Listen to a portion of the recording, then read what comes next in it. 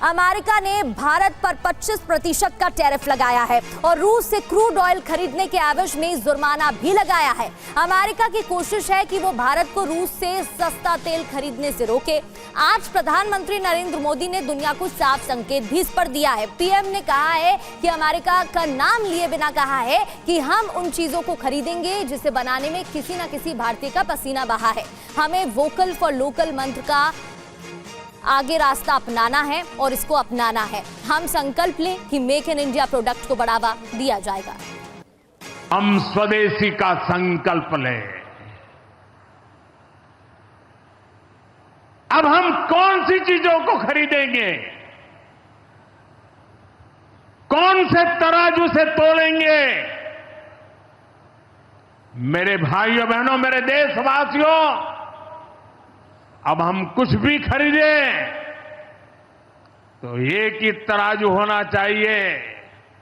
हम उन चीजों को खरीदेंगे जिसे बनाने में किसी न किसी भारतीय का पसीना बहा है।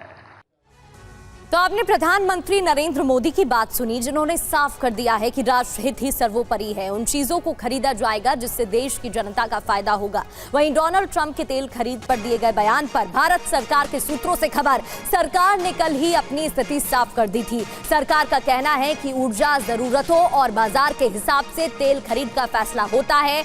तेल की खरीद पर राष्ट्रीय हित को देखते हुए फैसला लिया जाता है। रूस ये तेल खरीद रोकने की कोई सूचना बिल्कुल भी नहीं है कि रूस से तेल खरीद रोकी जा रही है।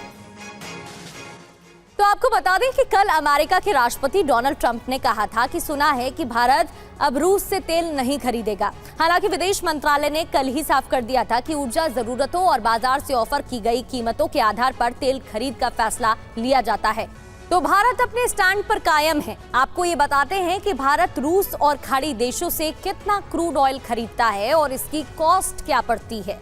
रूस से भारत का तेल आयात किया जाता है। बताते हैं, साल 2024 से 25 की बात करें तो 1.76 मिलियन बैरल प्रतिदिन, मूल्य $50 अरब। और अप्रैल से जून 2025 के दौरान भारत ने कुल तेल खरीद का 41.2% रूस से खरीदा था।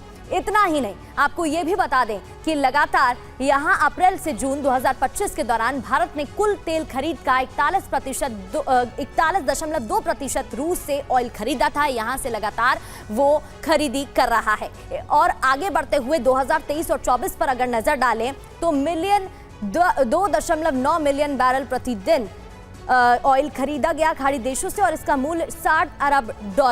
इतना ही नहीं, आगे बढ़ते हुए आपको बड़ी बात क्या रही ये भी आपको बताते हैं। अप्रैल में जितना ऑयल खरीदा गया उसके आगे महीने में और उससे ज्यादा आयात हुआ है। मनीष हमारे साथ लगातार जुड़े हुए हैं। मनीष, अगर भारत का रुख बात करें तो भारत साफ कर चुका है कि भारत वही निर्णय लेगा जो भारतवासियों के लिए ठीक होगा। अमेरिका की बात करें तो साफ है, अमेरिका दबाव बनाने की कोशिश कर रहा है। तभी डोनाल्ड ट्रंप की तरफ से एक बार फिर से बयान दिया गया था कि सुना है कि अब भारत रूस से ऑयल नहीं खरीदने वाला है। लेकिन ये जो हम तस्वीरें दिखा रहे हैं वो बताता है कि भारत के लिए कितना फायदेमंद है। देखिए, सीधी सी बात है कि भारत को बड़े मात्रा में तेल की जरूरत है, कच्चे तेल की जरूरत है, क्योंकि हमारे यहाँ उतना प्रोडक्शन नहीं है।